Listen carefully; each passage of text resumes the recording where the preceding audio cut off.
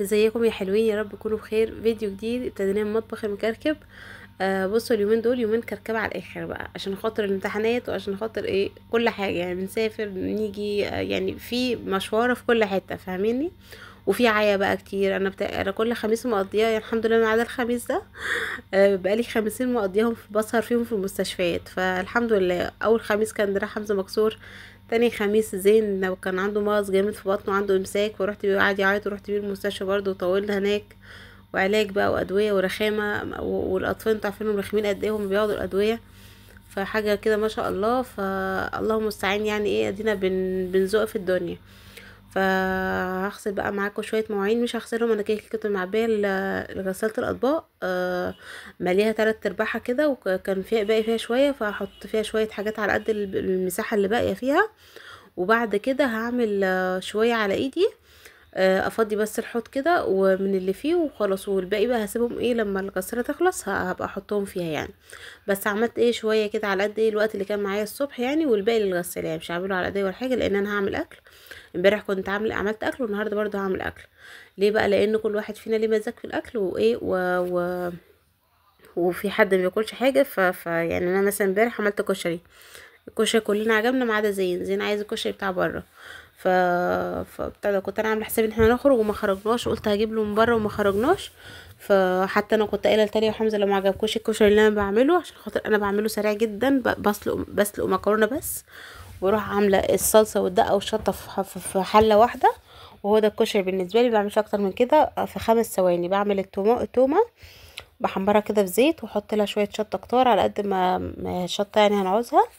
وبعد كده اروح لما تاخد برضو كده في الزيت شويه، اروح منزله لها الخل والصلصه، وبزود شويه ميه صغيرين، وبس كده. وبسلق المكرونه وبشيلها كده بمغرفه في حاجه تانية بره الميه، ومش بشطفها من الميه ولا اي حاجه. بس ممكن ابقى سايبه فيها شويه اللي في الديل كده فيهم شويه ميه وخلاص، يزودوا ميه ايه بتاعه الصلصه، وبس كده. وبروح بقى مقلبه بعد ما الصلصه اعملها، اروح مقلبها على الكشري كلها، وناكل بقى. هو كشري جاهز، كل اللي عاوز ياخد له طبق يسخر له طبق بدل الحاجات الكتيره قوي بتاعه الكشري.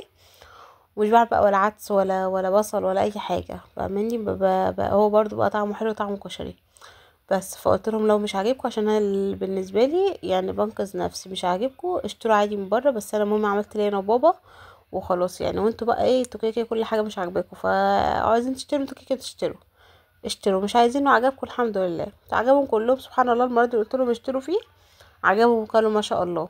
وكنت عامله كمان صينيه كيكه فانيليا وبس. فزين طبعا مالوش في كشري، مش هيقعد ياكل في كيكه اكيد يعني، وهفضل اعمله سندوتشات ايه جبنه.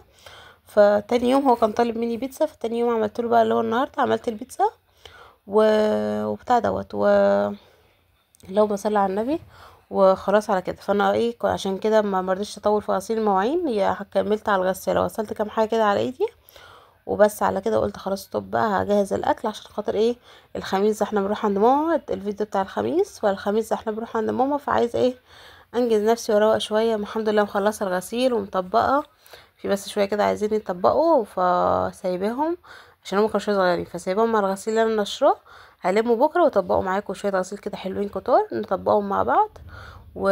وفي الفيديو اللي جاي ان شاء الله وبتاع دوت عشان خاطر اروح اعمل ايه الاكل، قلت ايه خليه مع الغسيل بتاع بكره اطبقه معاه، عشان خاطر اروح اعمل العجينه يعني وكده واسوي وكده. بس بقى بتاع دوت اللهم صل على النبي. الكيكه بقى نافعانا يعني من امبارح، ومع اني ما كنتش عايزه اكتر، بس كان طلب والله خلص. ومحمد في شغل عنده كتير اليومين دول، فمش فاضي ان هو يروح ويجي يجيب فاكهه وكده. عندي فراوله بس نفسي افات منها، مش عارفه ليه. هعمل الباقي اللي عندي هعمله عصير، اللي انا كنت مصوره معاكم في اخر فيديو. في شويه باقيين عندي هعملهم عصير. معرفش، انا حاسه ان انا تعبانه اليومين دول، مش عارفه ليه كده، مش عارفه بصراحه. حاسه ان ساعه ما ابتديت اعمل حلويات وانا تعبانه، فانا هوقف شويه كده ان شاء الله وارجع زي ما كنت كده باكل فاكهه وبس. وخلاص على كده. فبصراحه الكنتالوب كان نافعني في حته السكر، ان الكنتالوب مسكر قوي، فكان بيسد معايا حته ان انا عايزه حلويات. او بالامانه من ساعه ما عملت كيك انا عملت حلويات، اما انا كنت عامله قبلها السابليه ما كنتش تعبانه كده، مش حاسه ان انا رجليا وجعاني قوي، ان انا متقله على رجلي قوي وجعاني قوي. فانا بحس ان الكيكه، لا الكيكه بتفرق جامد، مليانه سكر عن السابليه وعن البيتي فورات والحاجات دي. الحاجات دي بتبقى مليانه زبده اكتر من السكر، فاهماني؟ زبده او سمنه اكتر من السكر. لكن الكيكه كل مشكلتها الكبيره السكر كتير قوي فيها.